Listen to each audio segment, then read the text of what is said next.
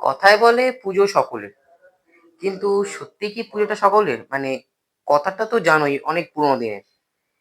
কিন্তু তখনকার সময় আর এখনকার সময় মোটেই এক নয়। তা এ বিষয়ে তুমি কি বলছো? ফার্স্টলি প্রশ্নটা বেশ ইন্টারেস্টিং, মানতে হবে। মা তো সবার, কোনো সন্দেহ নেই। কিন্তু তুমি যদি আমার মতামত চাও, আনন্দটা বোধহয় এখন আর সবার নয়। আচ্ছা আচ্ছা, তা এরকম মতামতের কারণটা যদি জানতে পারতাম। হ্যাঁ হ্যাঁ, নিশ্চয়ই, কেন নয়।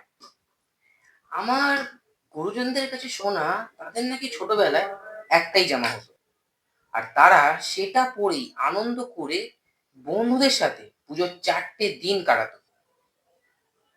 কিন্তু তার সাথে এখনের তফাৎটা ঠিক কি? Very simple. এখন শখ বাড়াতে গিয়ে না, কথা হচ্ছে আনন্দ চলে গেছে।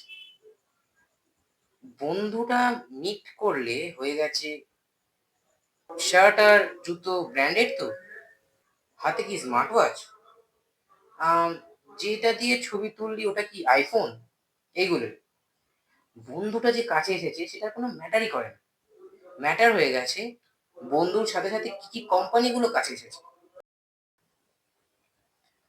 আর এই জিনিসগুলো না জোগাড় করতে পারা ছেলেমেয়েগুলোই এই আনন্দ উৎসব থেকে আস্তে আস্তে হারিয়ে যাচ্ছে, তাই তো?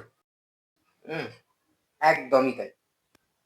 তাই তাদের উদ্দেশ্যে বলছি, সমাজ এটাই চায়।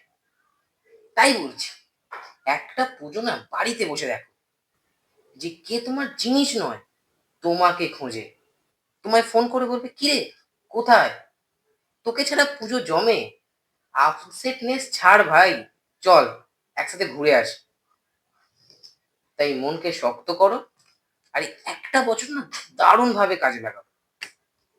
পরের বছর ফাটাফাটি কিন্তু কেনাকাটা করতে চাই।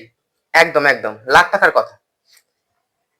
তাই এই সময়টাই হচ্ছে বেস্ট টাইম, নিজেকে ডিপ্রেশনের দিকে নয়, উন্নতির দিকে পাঠানোর। মা কিন্তু চায় পরের বছর তার সেই সন্তানটিকে প্রতিষ্ঠিত দেখতে।